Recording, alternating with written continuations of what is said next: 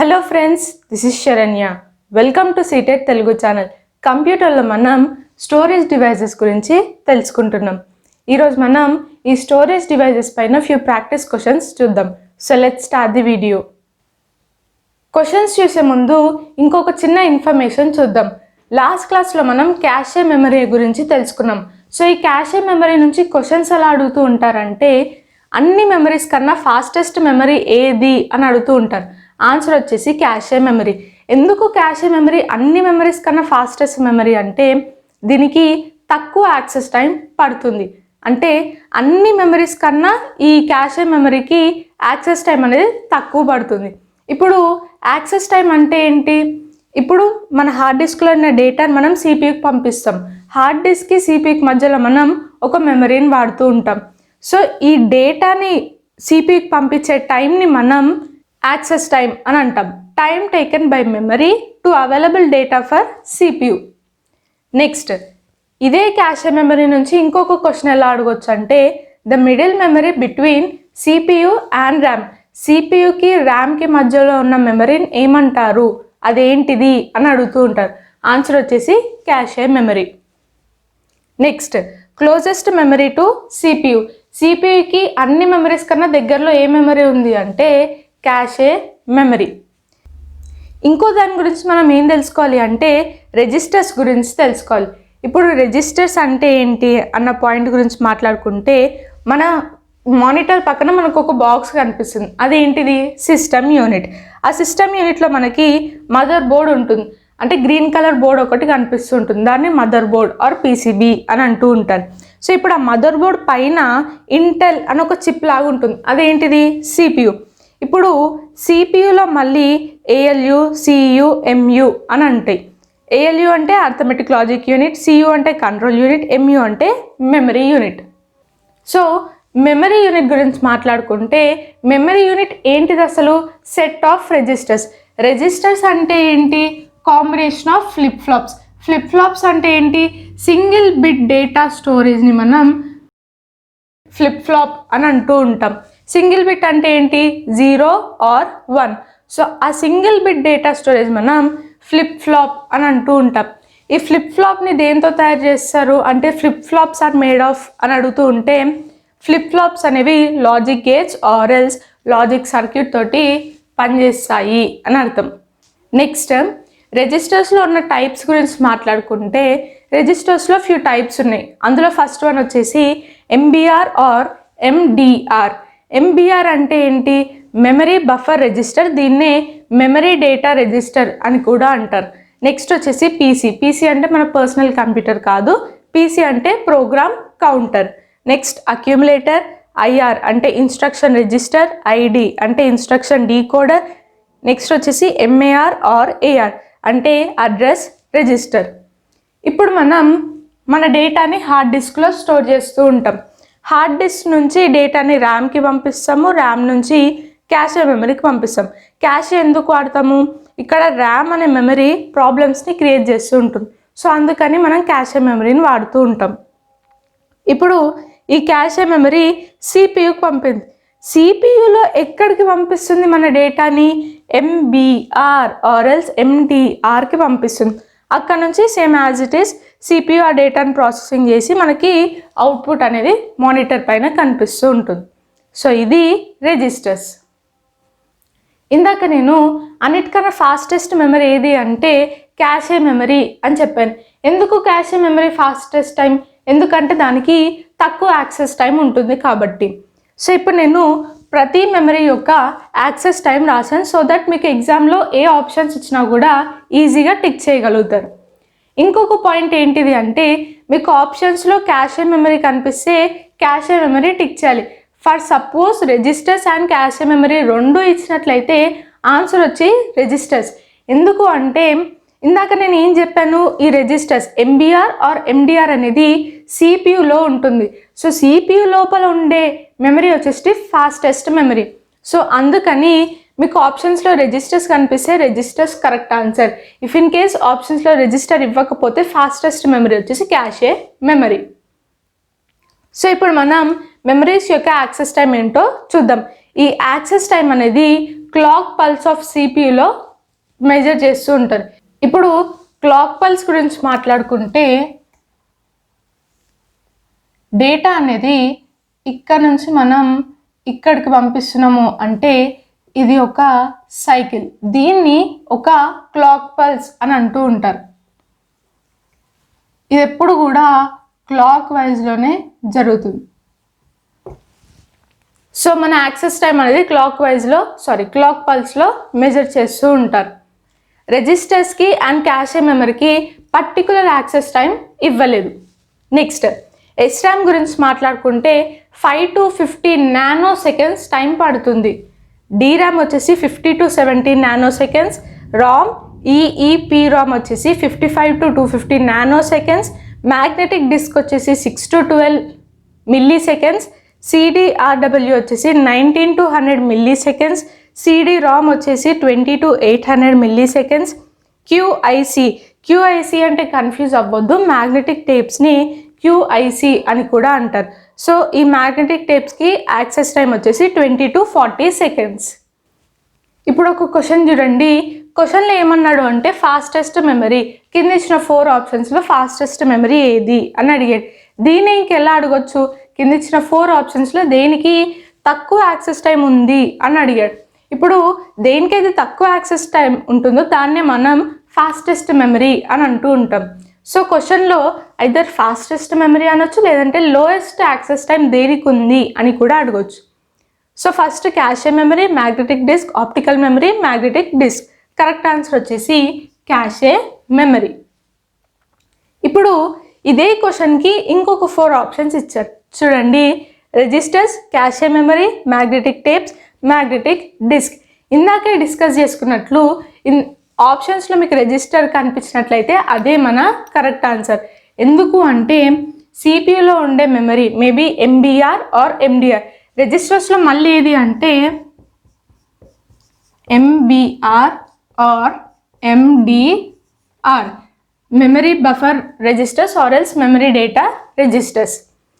Next వచ్చేసి ఇదే క్వశ్చన్కి ఇంకొక 4 ఆప్షన్స్ ఇచ్చినట్లయితే అంటే semiconductor memory, magnetic tapes, optical memory and magnetic disc.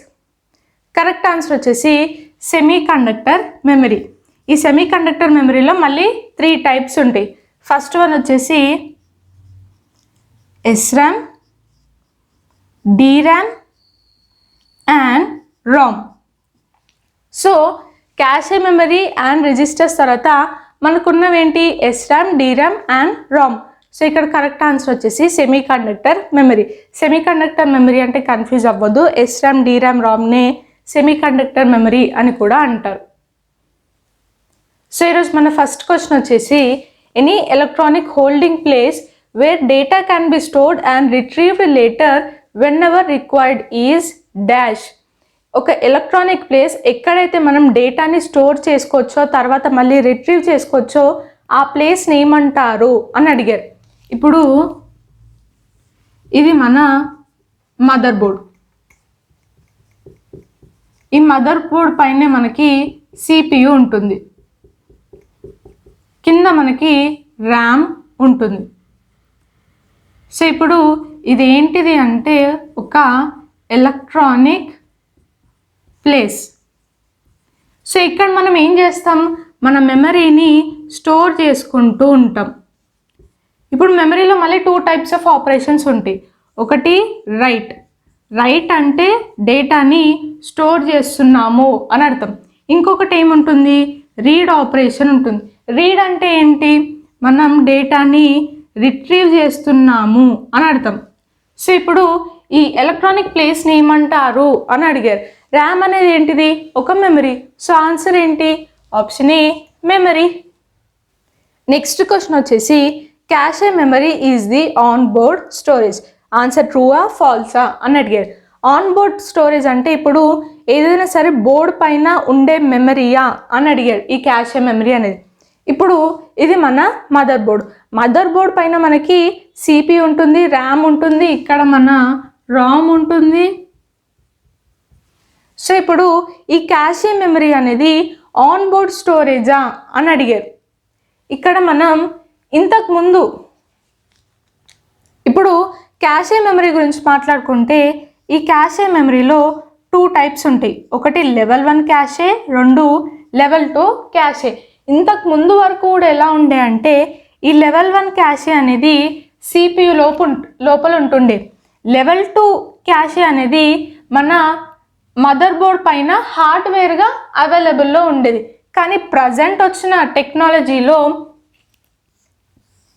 ఇది మన CPU అయితే ఇక్కడే క్యాషే మెమరీని ఇన్సర్ట్ చేశారు.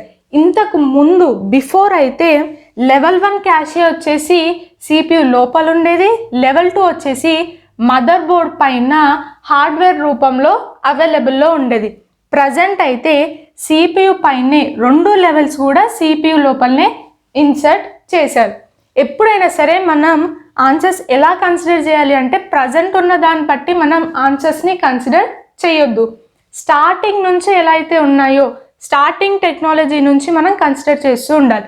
సో క్యాషే మెమరీ అనేది ఒకప్పుడు మదర్ బోర్డ్ పైన లెవెల్ 2 అనేది మదర్ బోర్డ్ పైన హార్డ్వేర్ రూపంలో అవైలబుల్లో ఉండేది.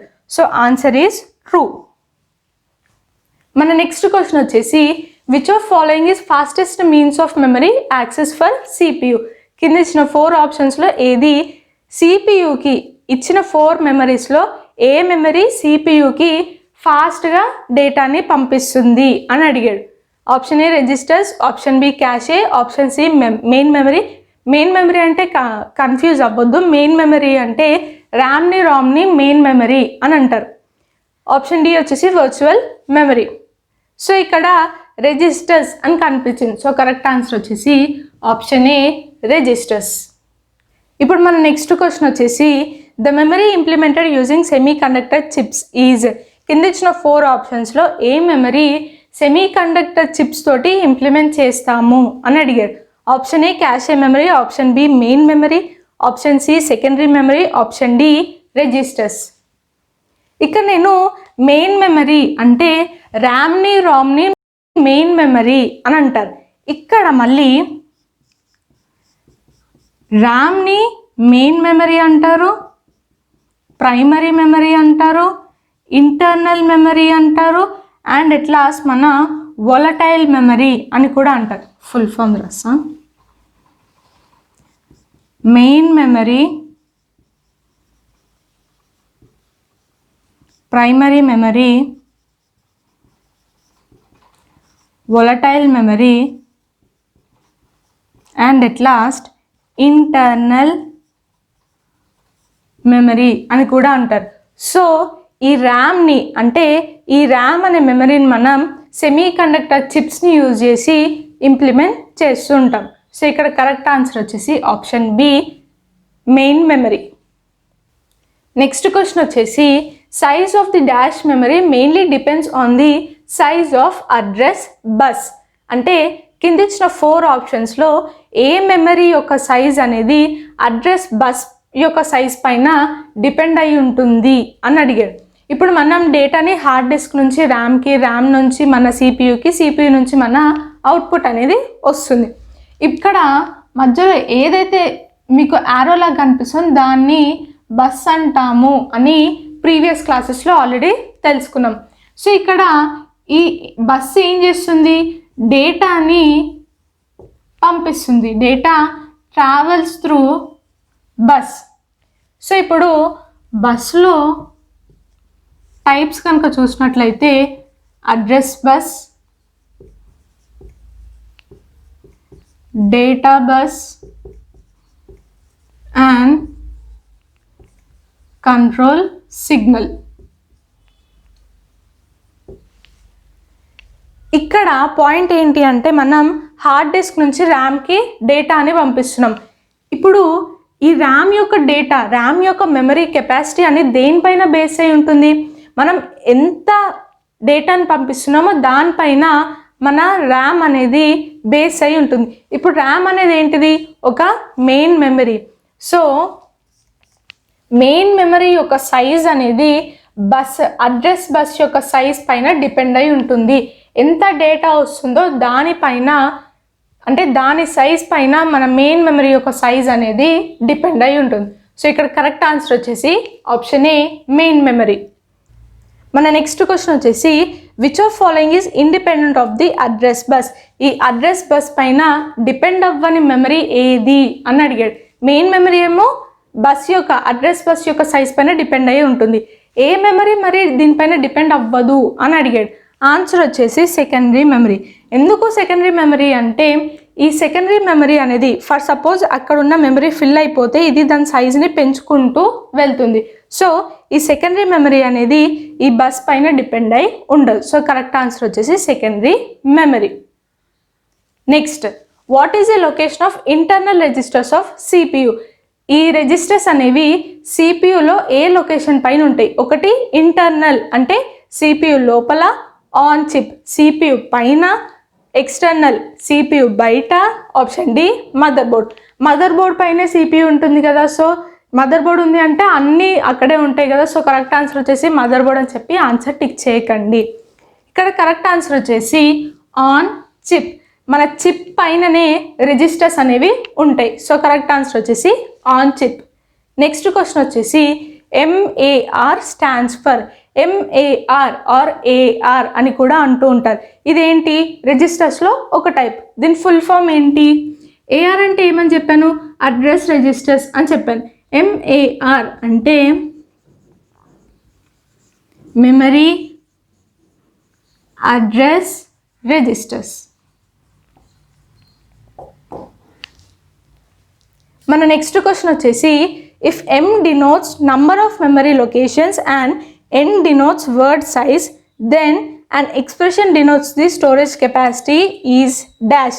m అనేది నెంబర్ ఆఫ్ మెమరీ లొకేషన్స్ని డినోట్ చేస్తుంది, n అనేది వర్డ్ సైజ్ని డినోట్ చేస్తుంది. అయితే ఒక స్టోరేజ్ కెపాసిటీ ఒక ఎక్స్ప్రెషన్ని డినోట్ చేసేది ఈ 4 ఆప్షన్స్లో ఏ ఎక్స్ప్రెషన్ అని అడిగారు. ఇప్పుడు ఇక్కడ ఒక ఎగ్జాంపుల్ చెప్తాను చూడండి. ఏదైనా సరే హార్డ్వేర్లో మీ ర్యామ్ వచ్చేసి 4096 × 16 అని ఇచ్చారు అని అంటే ఈ 4096 అనేది ఏంటిది అంటే మెమరీ లొకేషన్స్. 16 అంటే మెమరీ లొకేషన్ అంటే ఏంటి? Word space memory location. ఈ 16 ఏంటిది అంటే వర్డ్ అంటే వర్డ్ సైజ్.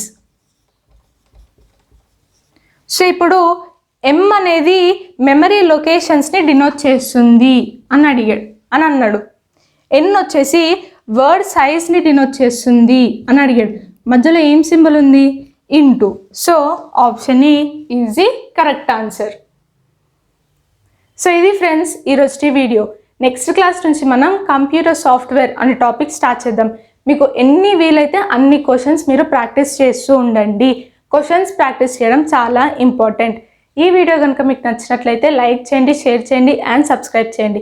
ఎలాంటి డౌట్స్ ఉన్నా కూడా కింద కామెంట్ సెక్షన్లో కామెంట్ చేయండి. Thank you so much for watching.